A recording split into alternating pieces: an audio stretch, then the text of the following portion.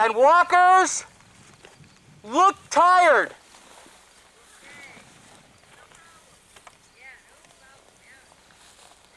Roll it.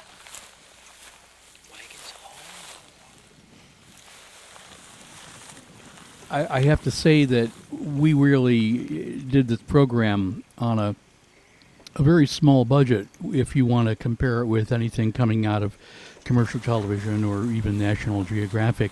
It was a very simple crew. We had 4 of us. We shot in both directions. We went across the Oregon Trail from Oregon all the way to Independence, and then shot more footage on the way back. You know, when you're dealing with a really small crew, it's a totally different experience than when you're working with a big production truck and 20 or 30 people. When you're doing something like this over a 10 to 20 day period with a small group, it's an adventure.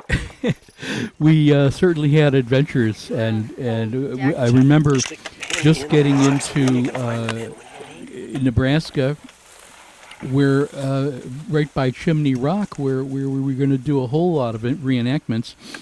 Some of the folks there that were setting up our reenactment stuff had told us that just the night before we arrived, a lightning bolt had hit the top of the Chimney Rock formation, causing half of that spike on the top to be cut off. This was a bit of a disappointment, since Chimney Rock had become quite an icon for the Oregon Trail. The story of the Oregon Trail migration is certainly one that is interesting on many levels.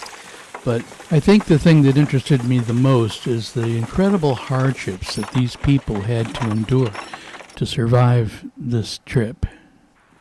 We wanted to create a program that did not have a set of historians that were sitting in limbo black studio talking about the Oregon Trail. One of the problems that you have when you're doing history is, what are you going to shoot? If it's history, it's already happened, and so it's very difficult. You've either got to do historians talking about it, mixed with graphics and pictures and paintings, or you can mix it up and do some actual reenactments. And because of our very limited budget, we really couldn't afford to do all of the reenactment footage we would have liked to.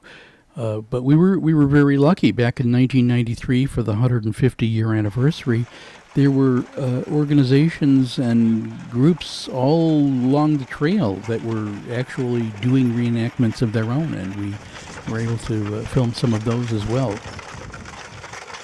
I think that history and historic subjects are much realer if you can get out there and actually see physical evidence of what that story was about. There's nothing like seeing, feeling like, wow, this is evidence that this happened.